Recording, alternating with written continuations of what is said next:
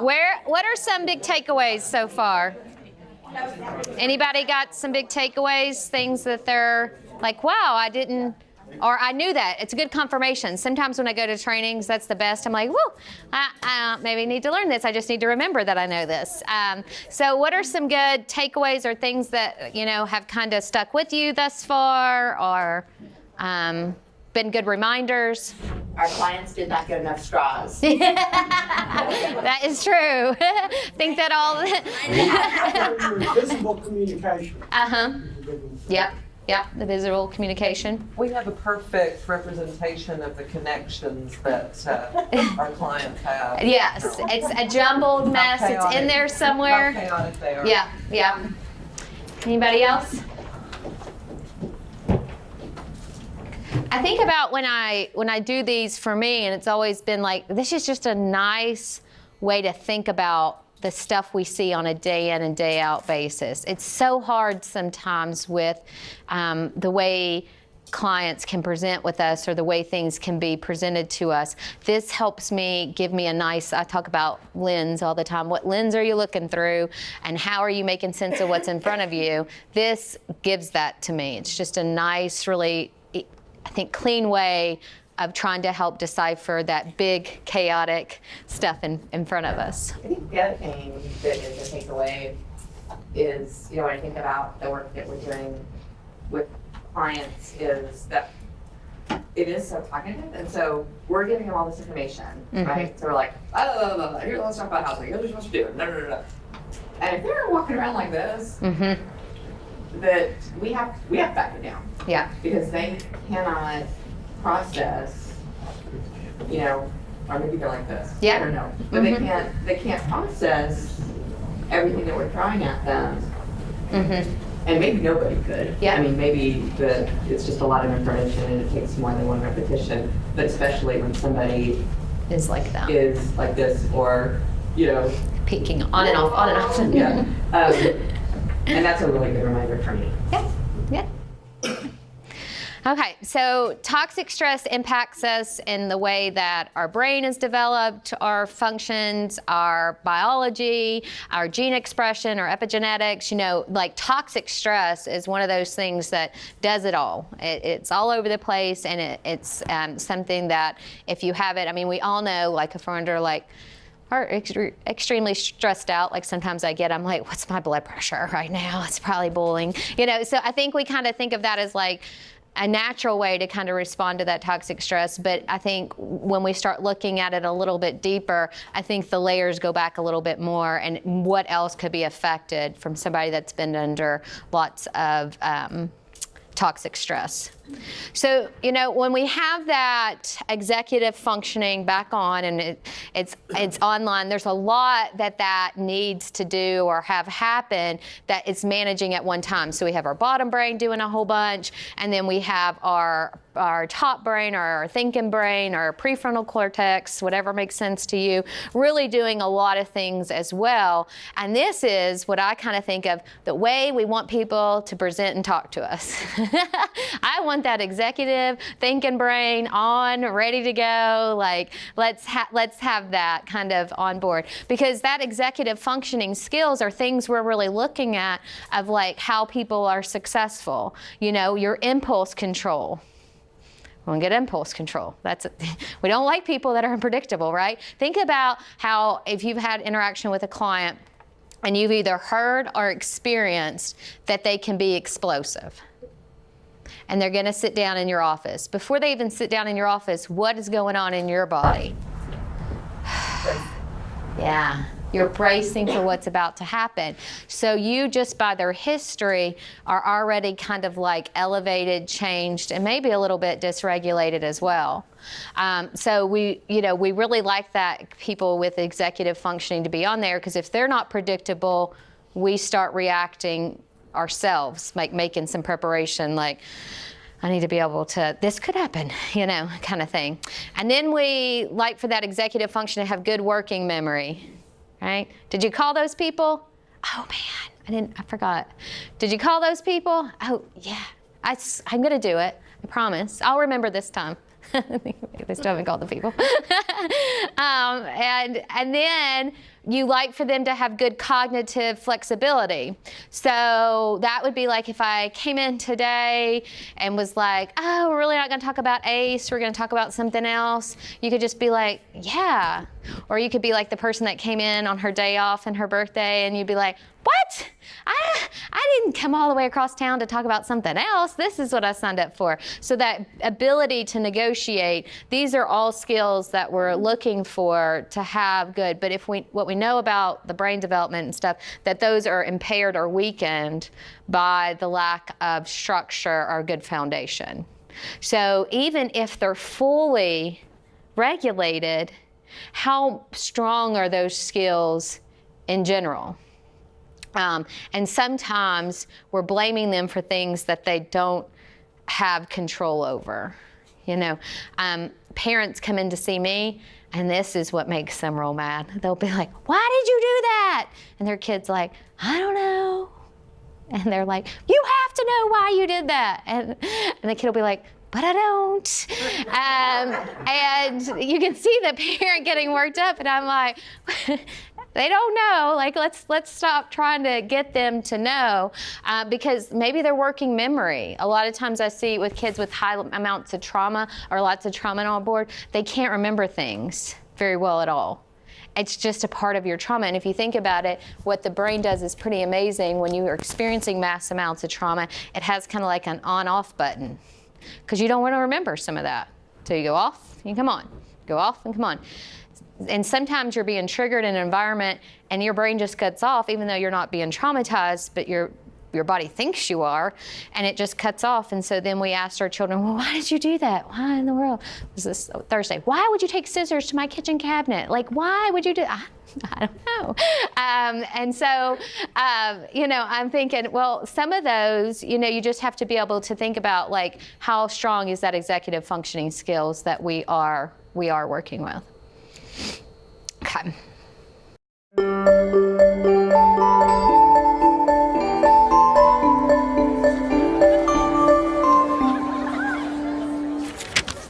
Science tells us that the experiences we have in the first years of our lives actually affect the physical architecture of the developing brain.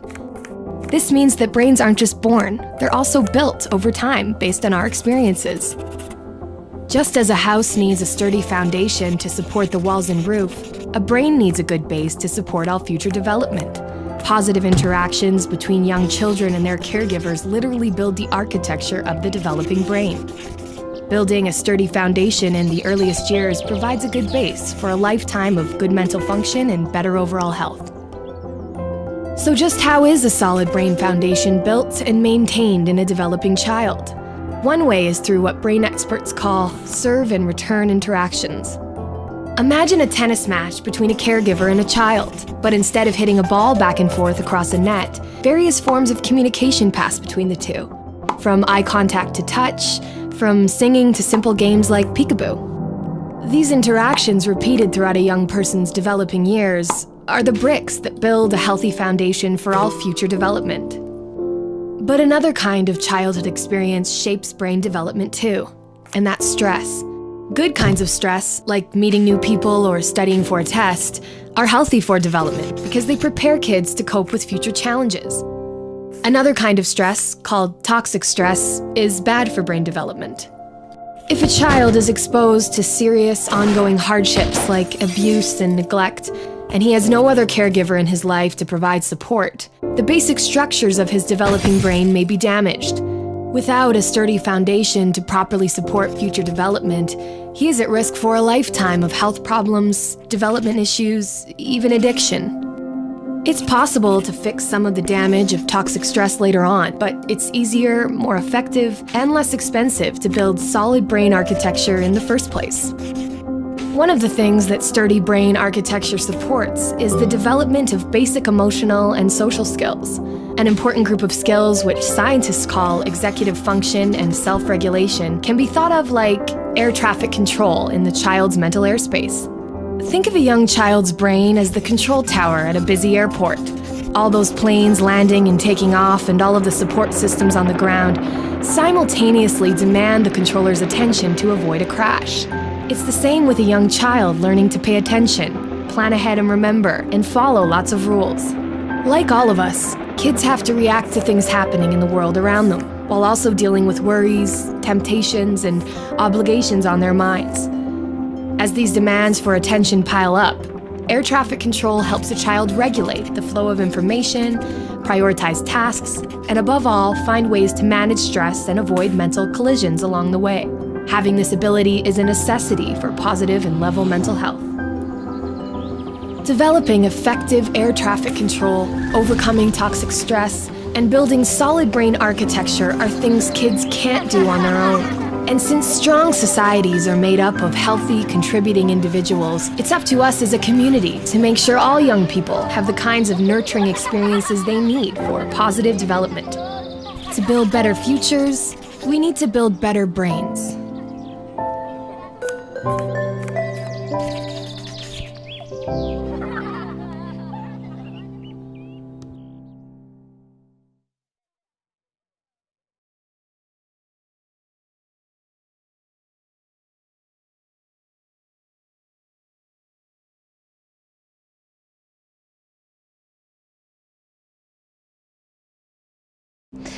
Okay, so up until this point, we've talked a lot about like the foundation, like what it takes to make a good, strong brain, what it takes as far as interactions, and then what it takes in our environment. So that's kind of like a recap. And then I keep talking about adverse childhood experiences, but I haven't talked much about what they are, what they're doing. Well, that's where we're at now. So we're going to talk about that.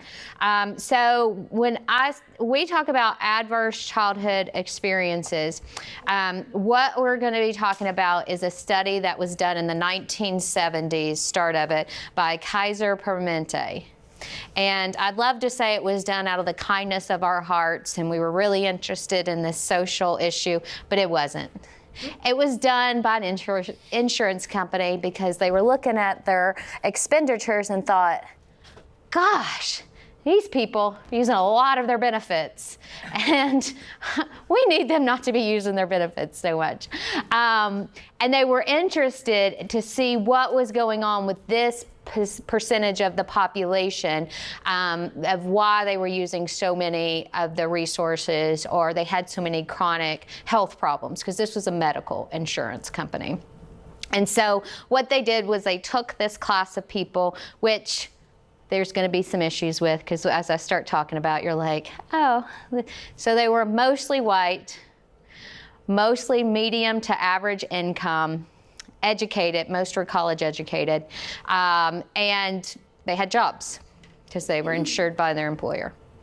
So, but what they did was they spent a lot of time and did a lot of questionnaires with these folks, and what they found was, lo and behold, my gosh, all these people have these 10 factors in common.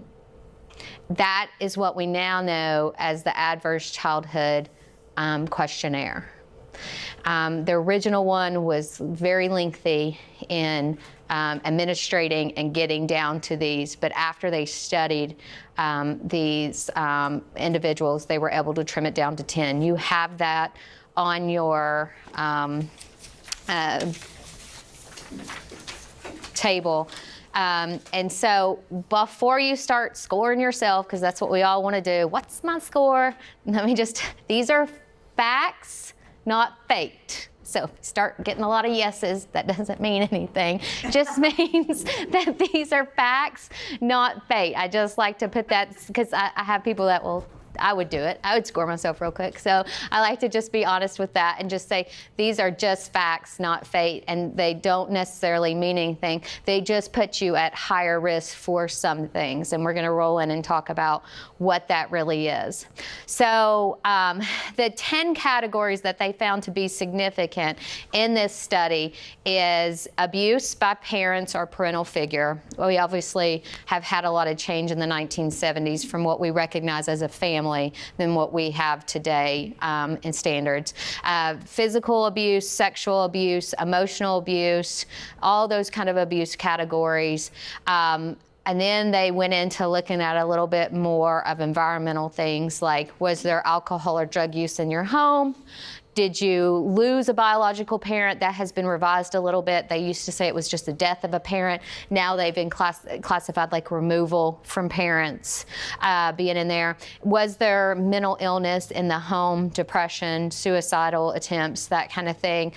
Domestic violence, this one obviously is very antiquated because it says the mother treated violently. What we now know about domestic violence, it's not just a woman being treated poorly. And it's to be expanded more than just the wife-husband relationship, because we know within a home it can be, if there's grandparents living there, it could be an adult child and a grandparent being physically aggressive or abusive towards each other as well.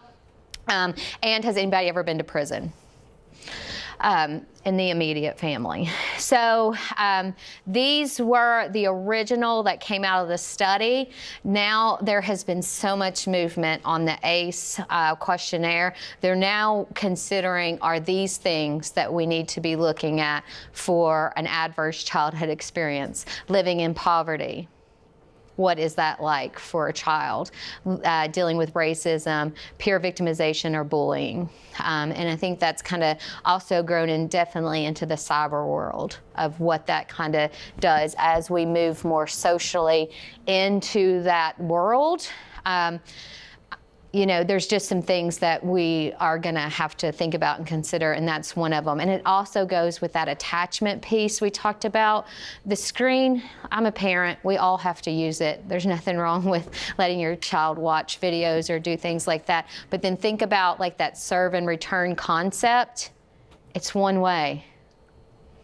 There's nothing really meaningful coming back at you.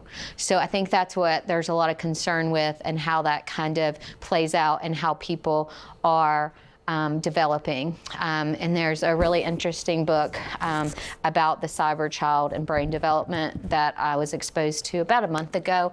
And it's really interesting to look at what that mimics, which is neglect in the brain development side, because it really is a social communication that has to happen. Yeah, that serve and return. It can't just be one way. And I think when I first started, I was like, but we've had the TV forever. Why does it matter? Well, I think it matters a little bit because these devices are much more portable. So there used to be some breaks just by sheer access to having one, like in the home, or, you know, but devices can be taken anywhere and used anywhere. And so I think they just have more access to being on them than what you would at being at your house watching TV. So,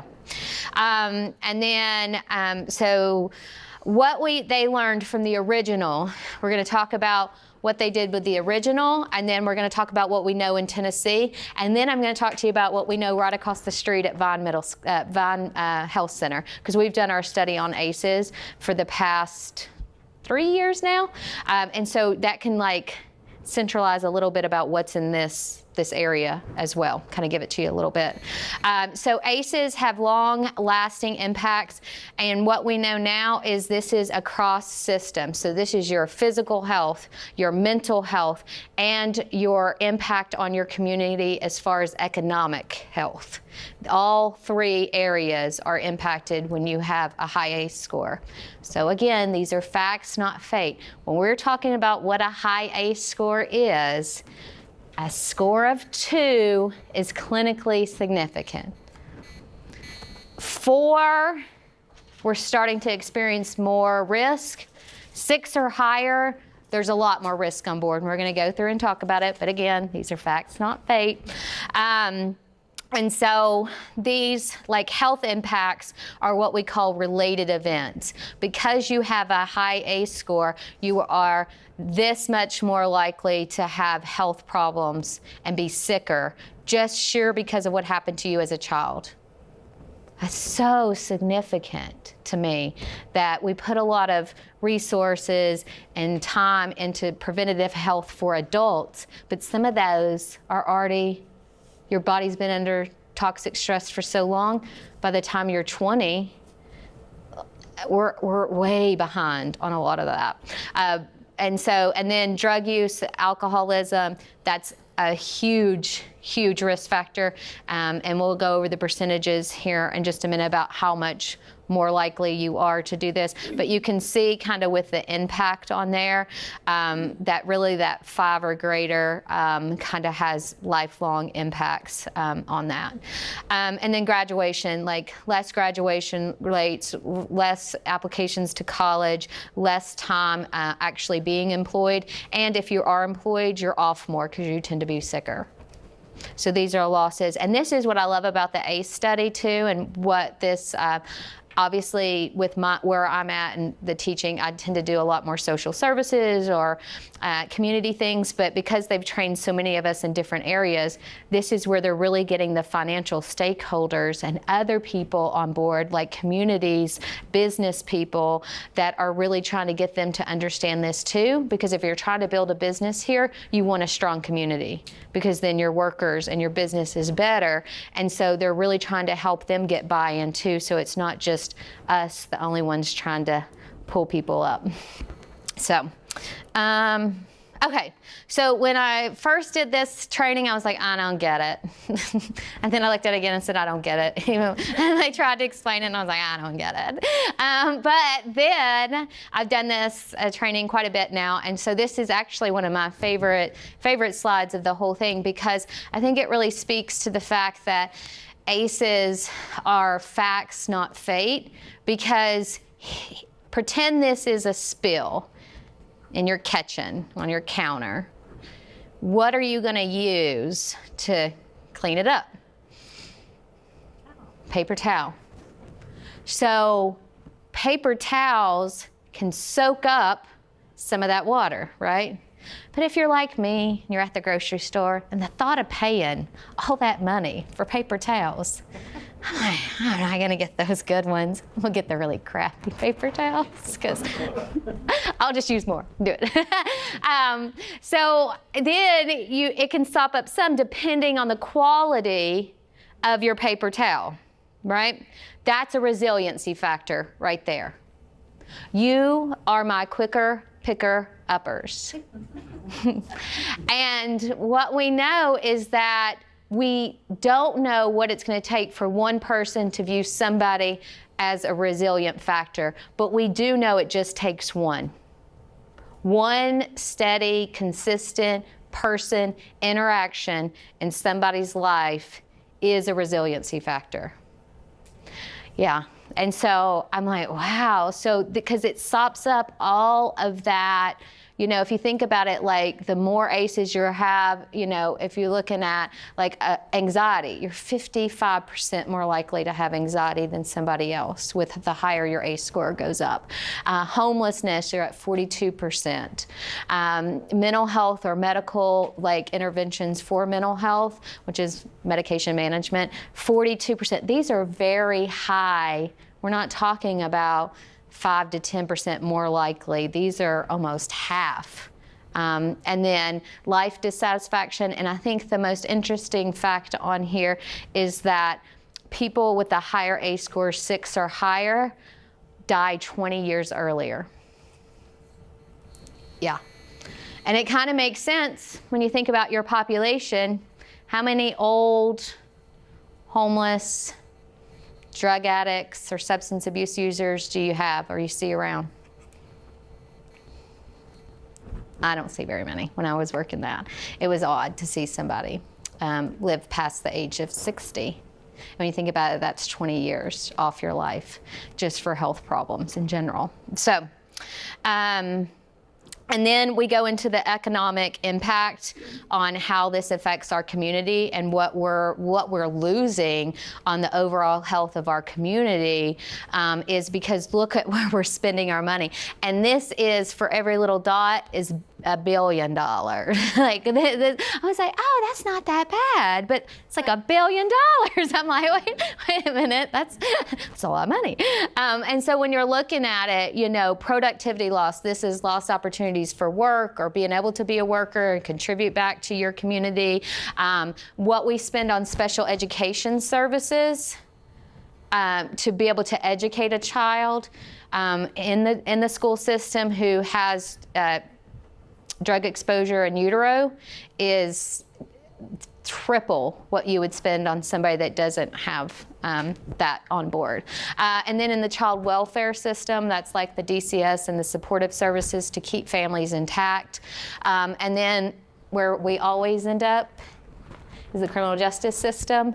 And we know now what we know about that. It doesn't really fix any of our problems. It just houses them for a little bit, and then kind of then they come back. So just for a little bit. So the economic impact of like people with high ACEs. And this is just another kind of nice form about where we're spending our money and what we're in.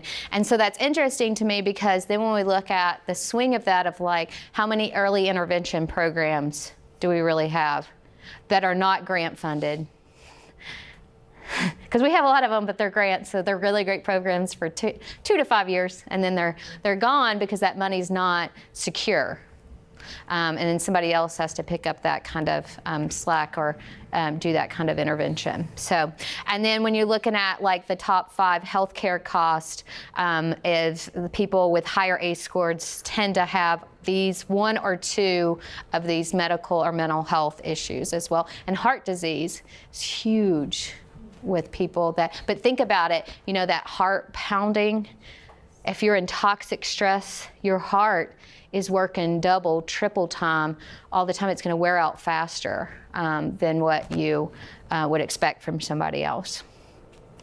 So then we did a survey in East Tennessee. It was not by a good name. It was BRFA. I was like, that's not a good acronym. Whoever's at that meeting should have been like, excuse me, I love acronyms, but BRFA, really? Like, I don't think that's like a good thing. So they had this study because we were like, what's our ACE score? What's Tennessee look like? This was white, upper class, college educated people, and their average ACE score, which I think I neglected to say, was 5. That was their average ACE score for them. And so on this one, we were like, great, let's do our own survey. So we did that, and they randomly called people with a landline in 2014. So right there, what are we thinking? I don't know about you. None of my people have landlines. They're all 98. Yes. But they did get a lot of participation. But unfortunately, we know that is not. It just wasn't who I see, you know? I was like, that doesn't ring true to my population. But anyway, even with that, they found that population of people in 2014 had 61% of the participants had an ACE score of at least 1. Okay, and that would be what I considered a non-high risk population. So, and then they found that 24% had 3 or more ACEs. So that's getting, I think, more to the heart of it is like, I think ACEs happen to just about everybody, but that foundation decides how it's going to be displayed in your life and what you have to cope with it or manage it or co-regulate it. And then, you know, I think for our population, maybe they didn't get as many straws or they didn't get any. And they kind of learned from an early age to kind of stop looking. And so this was a little bit of a breakout by gender. I mean, we're pretty even, which, you know, for Tennessee about like ACE scores related to like incarceration, physical abuse, sexual abuse. It was pretty much like even keeled when you kind of look at it. And then outcomes, the health outcomes on that was also talking about just looking at, again, these were all adults, just looking at some behaviors that we had or health ratios of this was that depression, HIV risk, binge drinking, smoked, asthma, stroke, and heart attack, you know, that all is kind of at play and at risk. And you see the green is the 4 or more. So when you look at, like if you've had 4 or more ACEs, you're 8 times as likely to engage in behaviors or have risk associated with HIV. So it's just kind of like this kind of snowball of like when we start really looking at that population and honing in on it, what kind of foundation did they have? And then the economic impacts of that and how many actually worked or that kind of thing I think is interesting. And college attended or even tried or graduated high school. And we all know what an economic impact that is if somebody's not able to graduate or get the skills to graduate high school, what options are left for you within your community. It's very hard to make a living these days on what a non-high school graduate can make.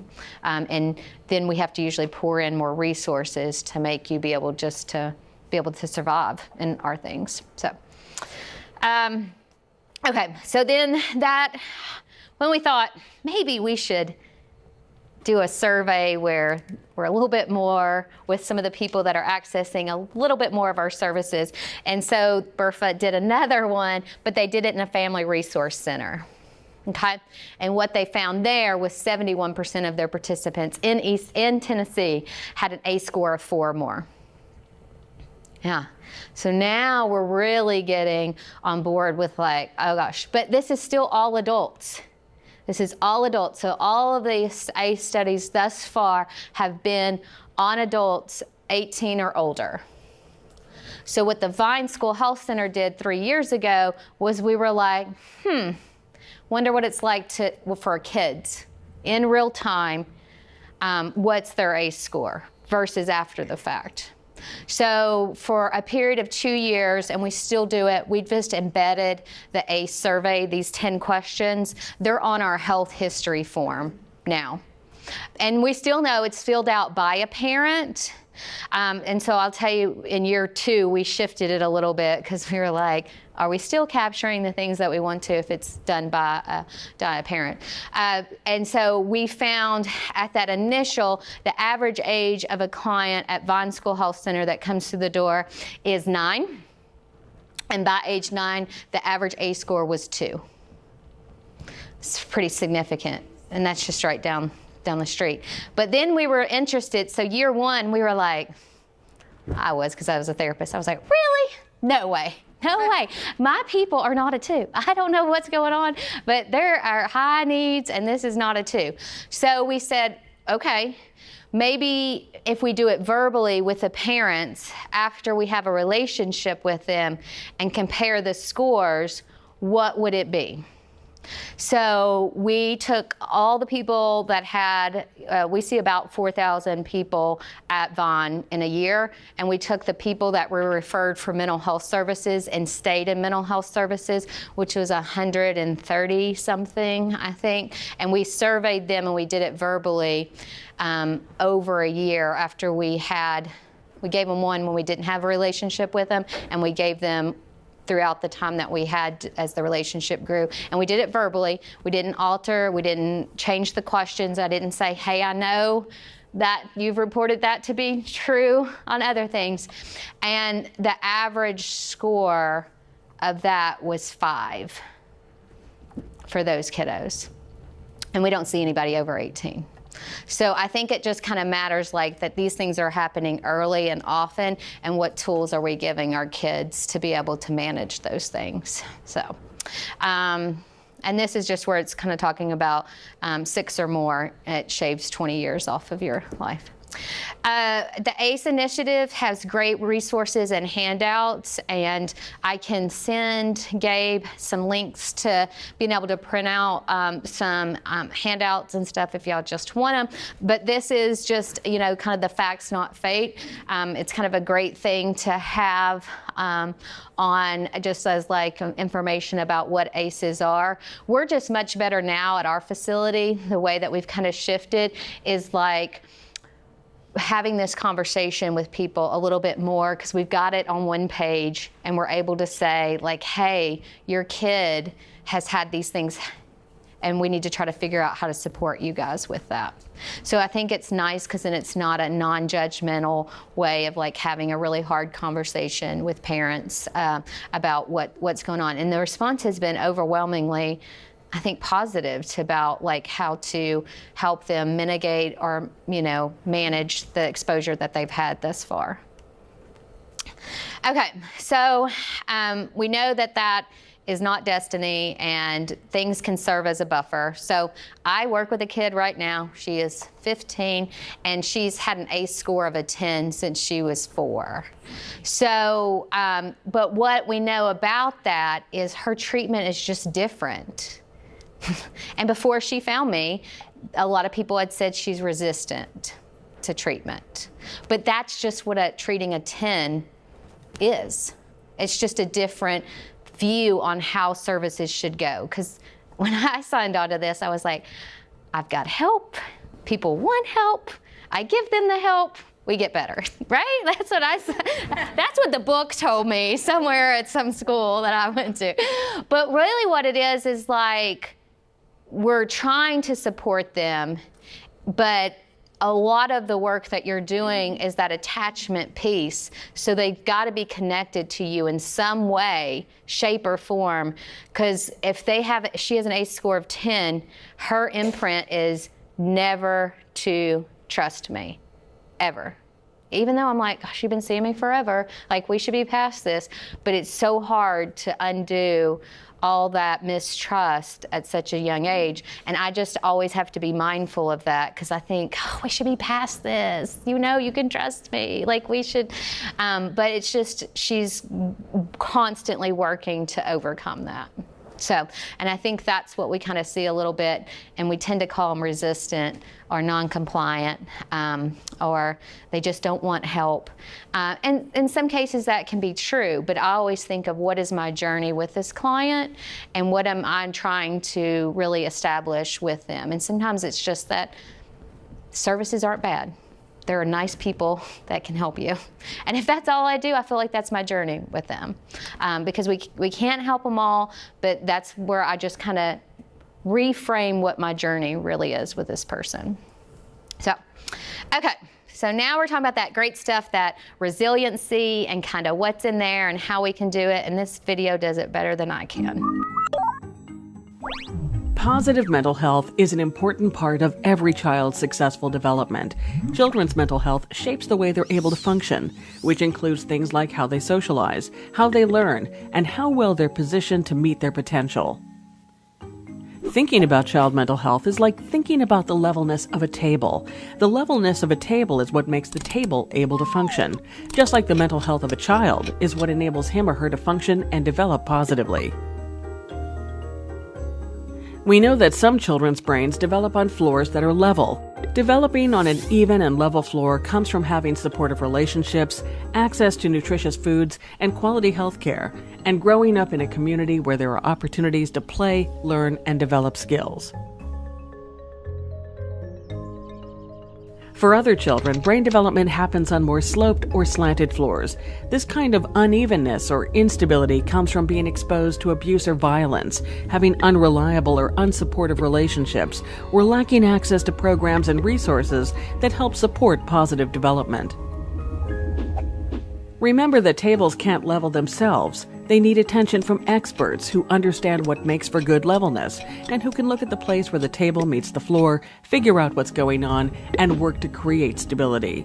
Because of the way that little wobbles early can become big wobbles later, we know that it's important to address instability early.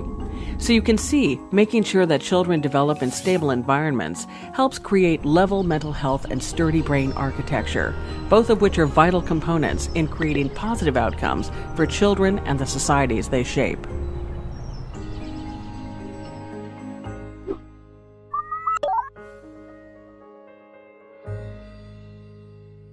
So we've talked a lot about with kiddos, but I want to take it and open it up for you guys because I know you work with adults. But what do you think it creates to take mental levelness for adults? First thing is housing. Yep.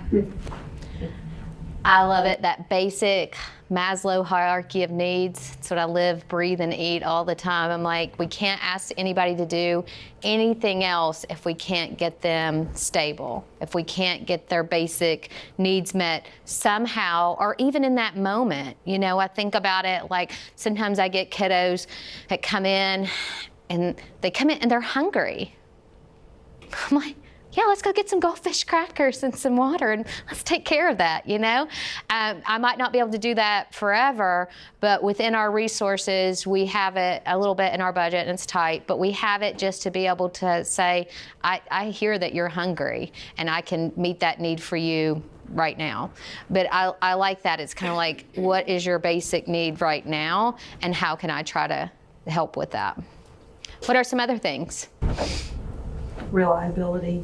Do what you say. Yeah, say what you mean and do what you say and say what you mean. It's the bottom line, and we can't.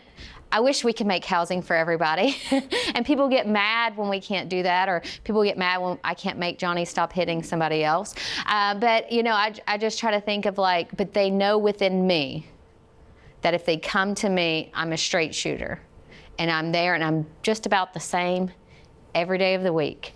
And I think but that takes a lot of work on my part, because I might have yelled at my husband before I got in the car, and then I might have realized I don't have gas, and then I might realize I don't have time to stop at the gas station because then I'm gonna be late. But when I get at the building, that's then for my time to center myself and be that regulated person for them. And that's my work that I need to do for me, because it is trying to be that predictable, safe person for them. Anything else y'all think?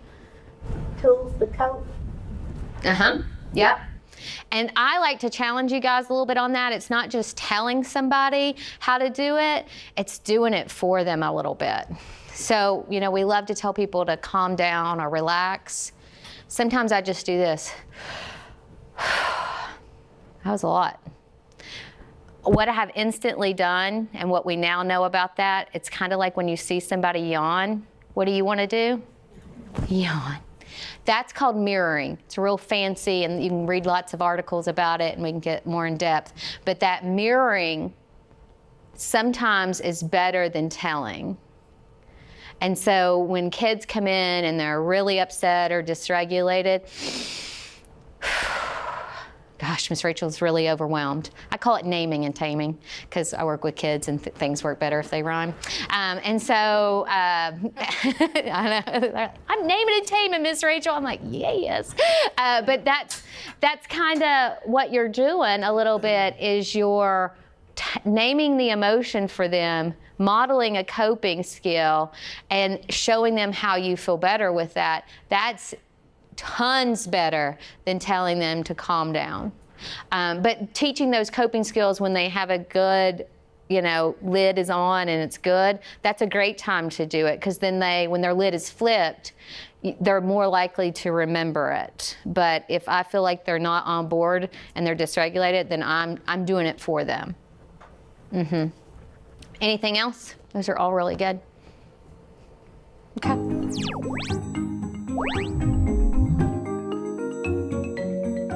You can think of child development as a scale that has two sides. A child's scale is placed in a community and has spaces on either side where experiences and environmental influences stack up over the course of development.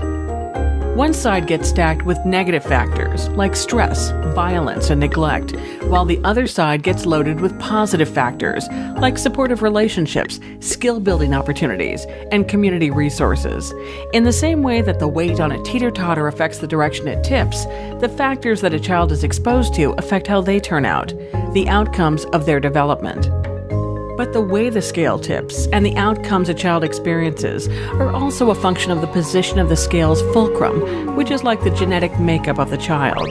The position of the fulcrum affects how the scale responds to factors that get stacked on either side and how easily it tips. We know that fulcrums start in different places for different children, and that this genetic starting point is an important factor in how a child responds to experiences and how they turn out. We also know that the position of the fulcrum isn't fixed. It's a sliding set point. Over time, the things that load and tip the scale can actually shift the position of the fulcrum. There are points in human development when this fulcrum is easier to shift. During these shiftable periods, our biology can be changed, making us more or less able to withstand negative weight that gets stacked on the scale. One of these shiftable periods is early childhood, and another is adolescence. That's why it's so important to make sure that children have positive experiences, especially early on, and to continue positive supports throughout development. By providing positive experiences during these sensitive periods of development and offloading negative weight, we can shift the fulcrum, making children more able to bear the weight of negative experiences later on, making them more resilient. So resilience isn't just about individual children. It's about the environments and experiences that get stacked on the resilience scale. Resilient societies are those that figure out how to stack more positives than negatives onto the children who will become workers and citizens.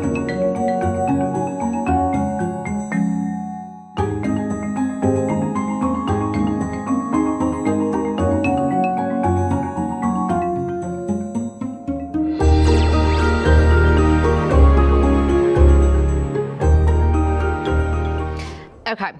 So that resiliency and us kind of thinking about what it means to be resilient, how do y'all feel like y'all are building resiliency in the people that y'all work with?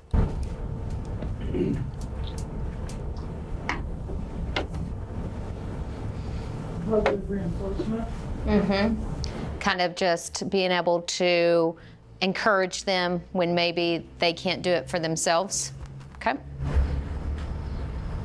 I think like trying to be really consistent and trying to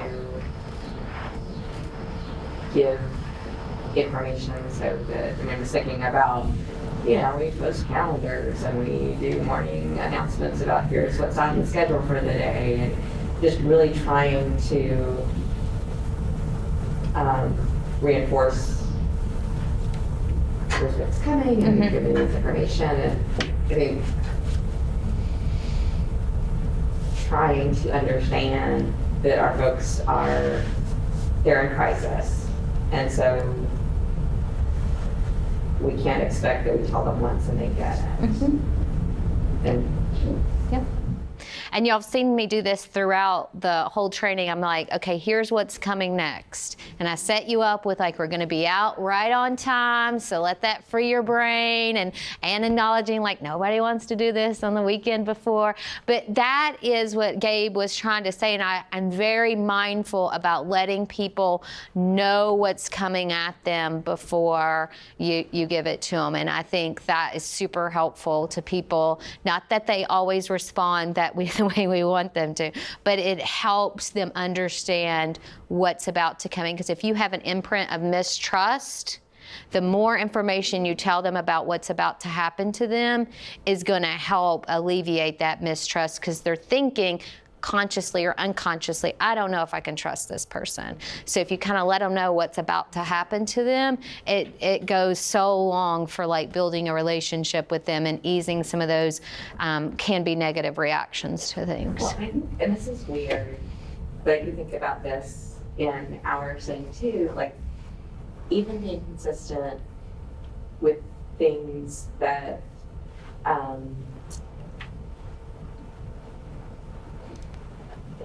but you might perceive like, oh, well, if I did this, they would appreciate it and it would be great. But if I don't really mean it when I say, no, you can't take food out of the dining room. Like if I was like, oh yeah, you can do that this time. Like if I don't really mean that, then do I really mean it when I say, if you don't do X, Y, and Z, you're going to get exit from the program? Yeah. So I think all of those things, like the consistency is so important. Yeah. And it's the name of the game. And what I tell when I'm working with kiddos, we like boundaries as humans in general. We like to know where I stop and you start. When we don't know that, it's kind of like, remember that example I gave you of that client who we don't know how they're going to react? What was that feeling? You can feel it, like you kind of tense up and a little bit. Like, that is it to a T. And if you don't know, you're inadvertently giving that to your clients. We love boundaries. Now, do we always react politely or nicely when boundaries are put into place? But no, but we do like them to be there. But, you know, I will say this because I can use myself. I hate setting boundaries with people. I don't like conflict that much. And they're like, Rachel, why? You don't like conflict? I was like, no. So I've just become really good at like how I do that. And I think we talked a little bit about this at the last training. They're like, you don't ever say no to people. I very rarely tell a kid no in my room, unless my safety is at harm. And that's the only time I would say no, because we're in a different direction there. But I say, I hear this is important to you. Can we find a different way?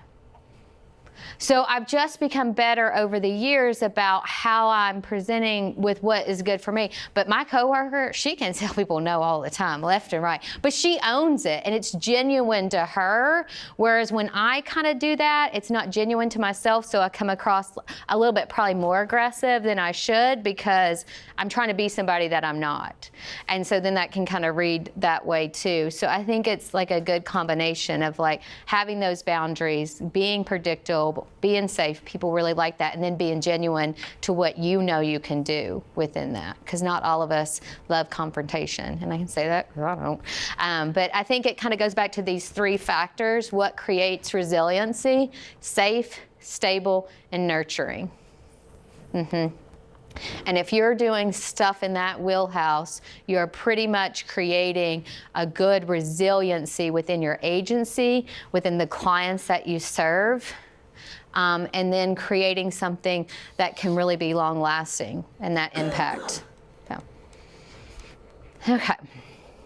So a little bit about like that stress hormone we talked about. That was just kind of like when we were in there and we kind of gone over that. I did that with y'all with the client that was kind of unpredictable and trying to kind of lower that and being able to manage that. Things that help, I always laugh at this one because I'm like, no, this is why my people aren't good at stress management. I'm like, so we talked about that executive functioning. These are things that need to help to be good at managing stress. So I look at this as like, oh, maybe I don't need to teach people how to manage their stress. Maybe I just need to work on one of these things because that then will increase their ability to manage their stress overall, where I'm taking a huge concept because I have maybe more resources than other people that I think. And I'm thinking stress management should just be something we're all doing. But really, if you if you can't focus, if you can't problem solve, if you can't plan ahead, if you can't regulate your behaviors, if you can't manage your impulses, and if you can't have that cognitive flexibility, which is adjusting to new things, your ability to manage stress is instantly significantly diminished, even if you have one of those things not there. So that might be helpful a little bit when you're thinking about what we're really tasking people to do and how we are expecting them to do these things. And I use myself a little bit as an example.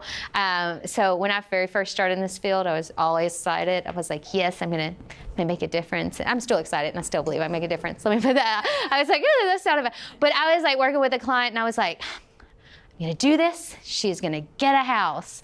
Because I was doing basic case management at the time when I started in the field. And I did it. I did the impossible. But they want that client to call, to confirm that they really want that. And all I needed her to do was call. That's all I needed. I'd set it up. I was so proud of myself. I was like, she's gonna be so happy. Yes, this is gonna do it. And she came in, she was excited. She said, yes, I'll call. We made a plan to do it. And what did she do when the next time she came in? She hadn't called. So I was like, maybe our plan isn't, there had to be a hole in the plan. So I went back to the plan because I was like, she just needs to follow the plan, make sure you have a phone, make sure you can do it. Like, you've got the phone there. We know if that phone's not available, this phone, like, I was working that plan with her. And she's like, okay, I got it. I was like, perfect. So came back next time. I said, did you call? Because this is a gold. They only hold it for a fine amount of time. And she was like, no, I didn't. So then I felt that little rage come up inside. I'm like, I worked so hard. Why are you not calling? All you gotta do is call. And then I said, forget it. We're calling in here today. We're gonna do this. And I handed her the phone. And I instantly knew why she couldn't call. She couldn't talk to them on the phone. It was a skill I assumed that she had and thought she could do, and was mad at her because she wasn't doing. She couldn't talk to them on the phone. She could barely say hello. She was so anxious. She was so overwhelmed. I know. I felt so bad. I was like, I was mad at you. And this is just, no, like, I can help you do this. But I think it was like kind of like the things that we asked our clients to do, are we sure that they have the skills to do so? And that was a big teaching moment for me.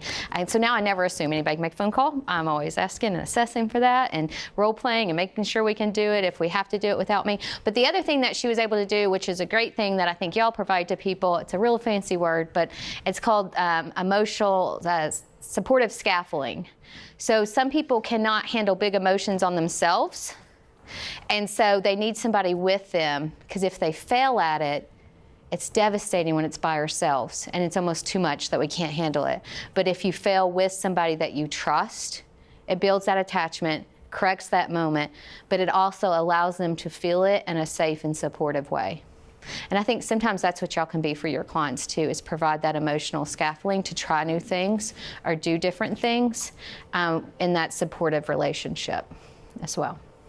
So this next slide, because we haven't had a breakout session for a little bit, is I want y'all to take about 10 minutes. Well, let's do about 5 minutes. And I want y'all to work with your partner, and I want you to think, I've given you all these big concepts. We've talked about what a good foundation is. We've talked about what resiliency could be. And I really want y'all to think about within your own organization or just within yourself, what are you going to do differently with what you have heard today? And it could be like ideas that you have for the agency, or just like, Rachel, when I come into work, I'm going to regulate for 5 minutes before I get in there. But just whatever you think about at this point, where what you have, we have about 20 minutes left, and really kind of think about what are you going to do differently from what you've heard today? Save soul and share their ideas, their things, their thoughts. Who wants to kind of put themselves out there? Right there. He nominated you. Threw you right underneath that bus. I love it. And he's looking at you like, man, I thought you were going to be my resiliency factor. We were in this together. I gave him courage to step forward. Yes, you did. You're going to be there with him while he's uncomfortable. Thanks, Bill. For causing stress. It's good stress. Now that you did that, I mean, I've lost all my phrasing. Sorry.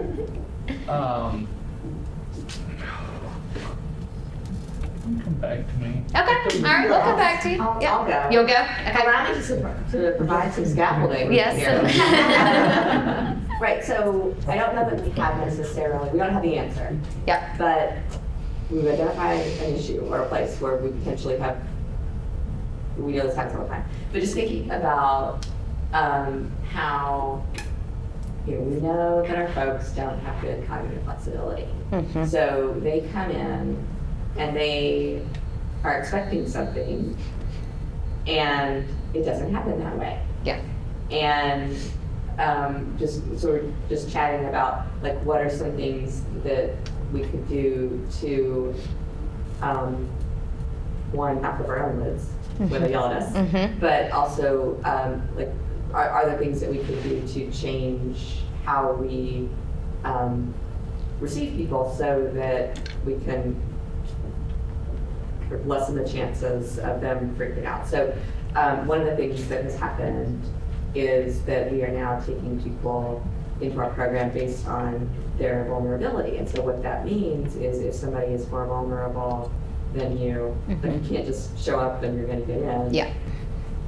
But that's what people are expecting, even when it's been explained to them that's not how it works. Yeah, I mean, like, because again, you have to tell people things more than once.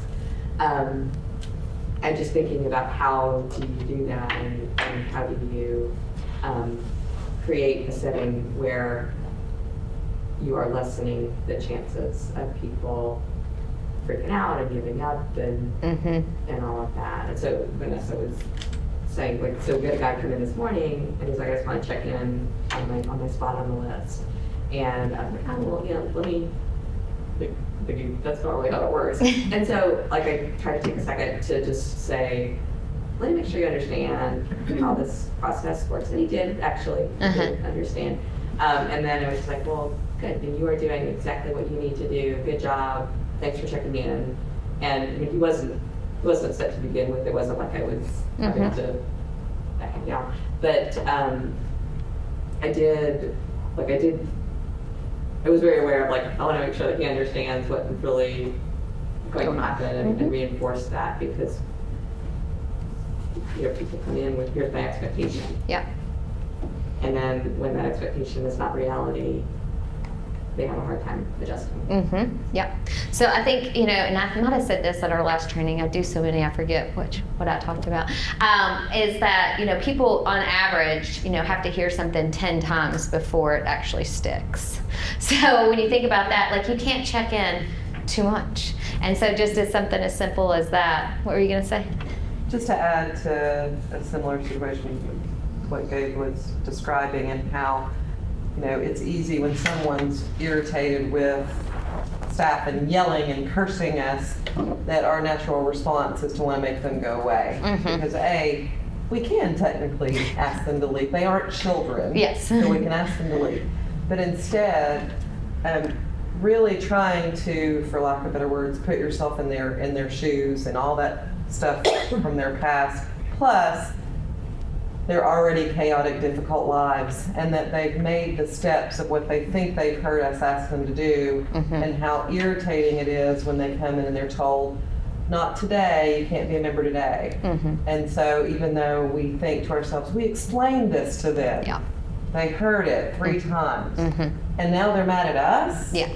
And instead of just saying, you need to leave, it's taking that extra time to validate that trauma and that irritation, and explaining it again in as simple as you can. And it's amazing how that in crisis cursing you will turn to, okay, I think I get it now. Thank you. Yeah.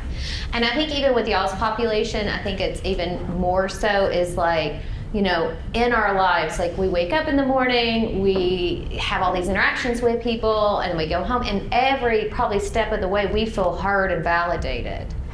And like, what a rarity it is for some of our people that are living on the fringe to feel heard and validated. And so I try to be mindful. It's sometimes hard to be mindful when the behavior is not something I want to validate. But I keep the quote of, like, children who need the most love will ask for it in the most unloving ways. And that for me is like my kind of frame that helps me with that, is like, oh, I just got to look at this a little bit differently, because then it switches me, and then I'm in a better place, and I'm able to give and help be that person for them, regardless of what just came at me. Yeah. So. I think for me, in hearing Jane talk about her experience, Jane is one of our long-term volunteers over 30 years about her experience. But you have given me a great metaphor in thinking about the flip lid.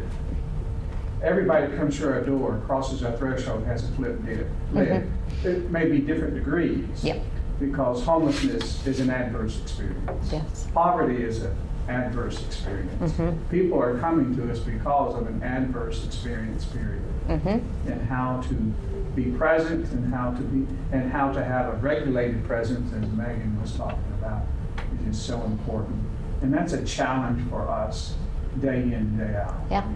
And it was for me. I see, obviously my caseload is unique, and I take kids that have been traditionally out of therapy for whatever reason, dismissed or whatever. But it's hard for me, and it took me a long time to get to a place of, like, really being able to give to myself first. And so then I can give more to my clients. And I think that's sometimes we're in these helping professions and we forget about ourselves because then we think, oh my gosh, that's being selfish, or I'm Superwoman, I can do 40,000 different things.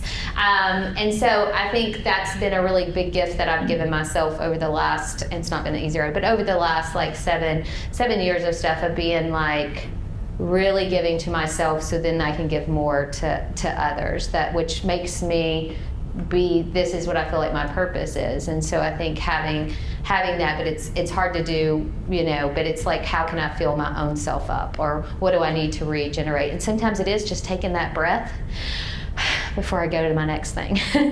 So any other good suggestions or things before we move on?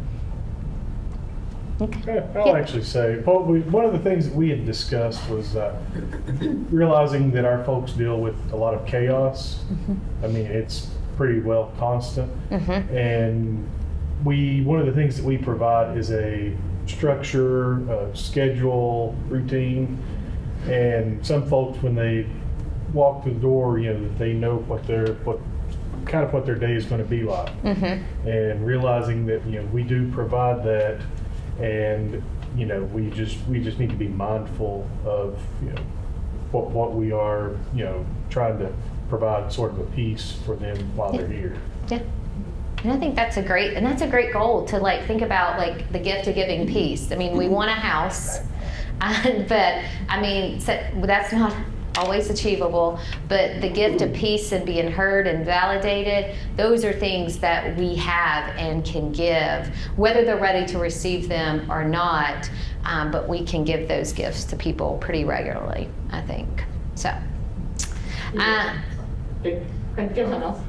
Just kind of the stability and kind of with more control and whatnot, of working on, like, they have doctor's appointments and things that have very direct time frames where it's going to happen then, but also looking at the kind of the day-to-day stuff of, okay, this is what we're going to do.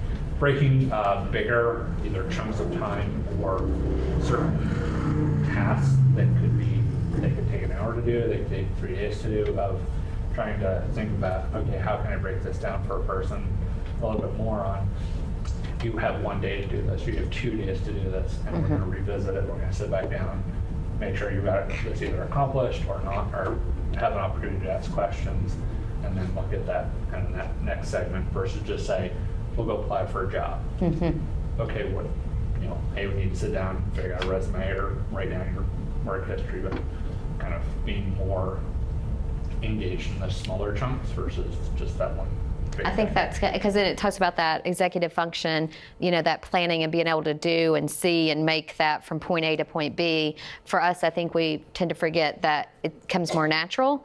And then for some of our clients, this might be the first time they've experienced that or not experienced it consistently enough to have that good muscle memory about how to get and do that thing.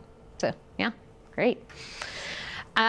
Okay, so the next few slides, this one is just a good recap of what we need to be doing and what we've talked about. And then this is where I kind of like get excited a little bit because it's talking about money, not money that's given to us, but money that I feel like, and I don't know, I've been at this game 17 years in social services of some form or fashion, and I feel like I'm drowning a lot. Like I need more people on my team. I need it, like with a desperate, plea. And that's what I got so hooked in with the buy-in of like ACEs. They're really trying to make it not just about social services to fix all the years of trauma or misfortunes that have happened to people, and really putting a bigger investment with people that are bigger stakeholders to understand where are we spending our money and why are we spending our money where we are spending it. And so if you look at it, like when our brain is more apt to change,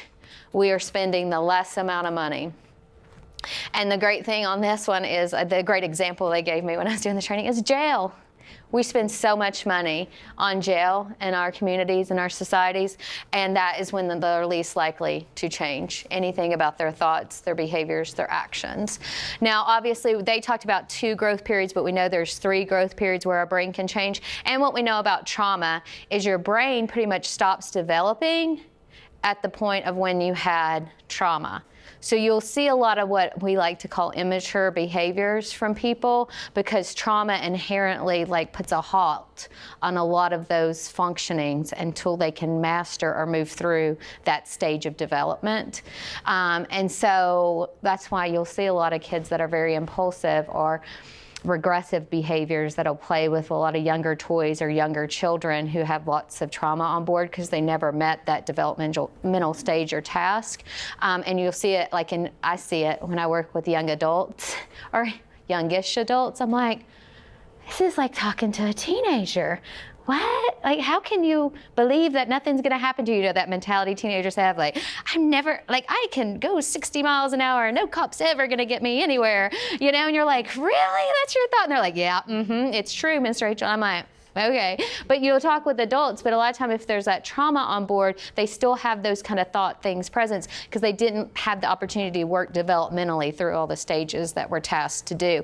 And so then I think about all this money that's being spent for no amount of change. And what we know now is like for every dollar that we spend in early childhood development, we are getting $7 back. It's a $7 return on investment. Any early childhood, birth 0 to 3, any of that you're putting in any type of program or whatever, you're getting $7 on your return. That is amazing to me. And you know what? That makes people who have the money, are in charge of the money, listen.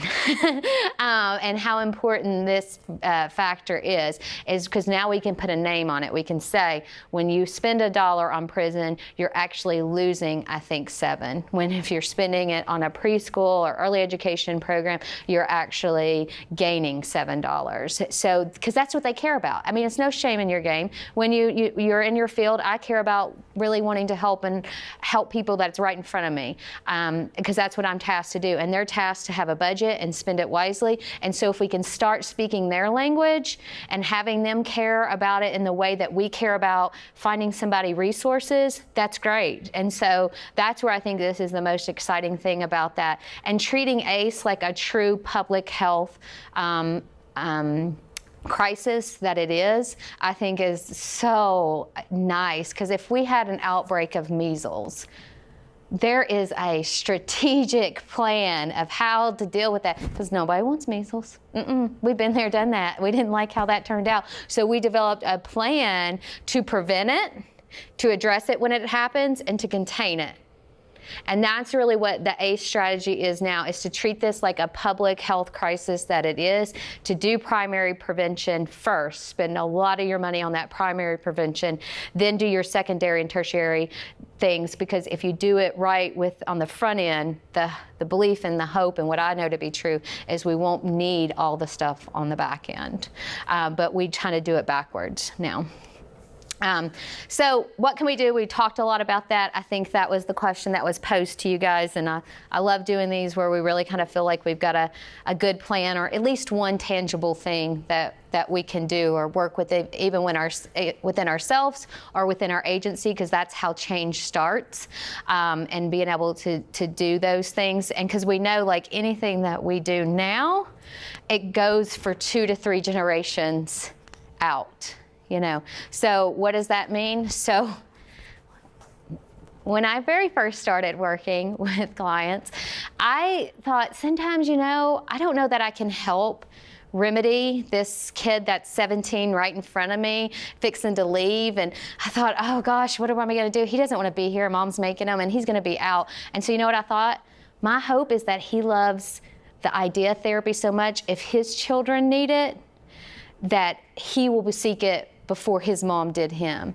And that's kind of what that generational approach is like, we need to be able to instill what we can in people, so when they're raising their children, that they're have those skills or have that knowledge to pass along, because we just assume people know what it's like to be healthy and productive, and sometimes it just wasn't given to them. So when we're looking at the strategy to kind of talk about it and do that overall public health thing, these are the things that the state of Tennessee is working on. And so when I mentioned at the very beginning that this is a line item budget, in the Tennessee budget for the year and for years to come. They are serious about trying to get this strategy, working with policymakers, having them be ACE trained, working with, people, foundation people in the community, each community, to get them trained and know what it's like to have ACEs and be exposed to ACEs and think of this problem that way.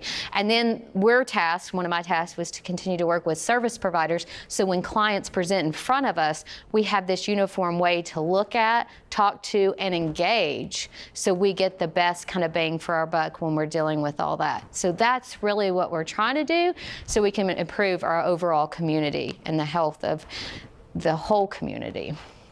And my most favorite slide is, because what I hope it kind of did for you today, is switching the conversation to what's wrong with you to what has happened to you. Because I think once you stop saying, what's wrong with you? Why would you act that way? Or why would you do that?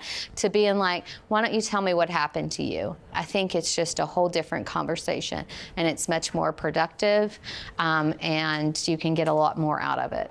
So,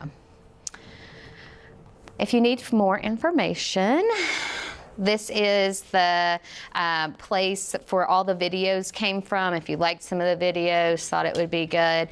I'm going to send this PowerPoint, and I think it's going to be in the video, that some of the things that they have. So we will have this, but Gabe knows me well. And if you need anything or have a question before or after, you're more than welcome to email Gabe, and I can kind of track it down and try to figure it out. And plus, we're neighbors. We're just right across the street.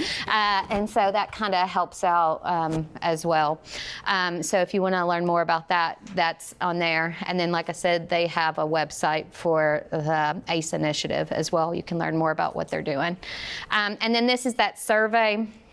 If you wouldn't mind taking it, I'll send Gabe the link. If you have a smartphone, you can just take a picture of it, and it'll take you right to the survey that you have on there. So be honest. They want to know feedback about what you thought about this, what you thought about how I did it, and what might be more helpful or less helpful. Or y'all got the full presentation today. It can be broken down, and I don't know how anybody talks about it in 15 minutes, but they had a 15-minute. I was like, I'm not that skilled, so we're doing at least an hour and a half, but y'all did the full version today. So as I'm leaving, do we have any questions, thoughts, things? Y'all have been really great. Thank y'all so much, and y'all enjoy your long weekend. Yeah.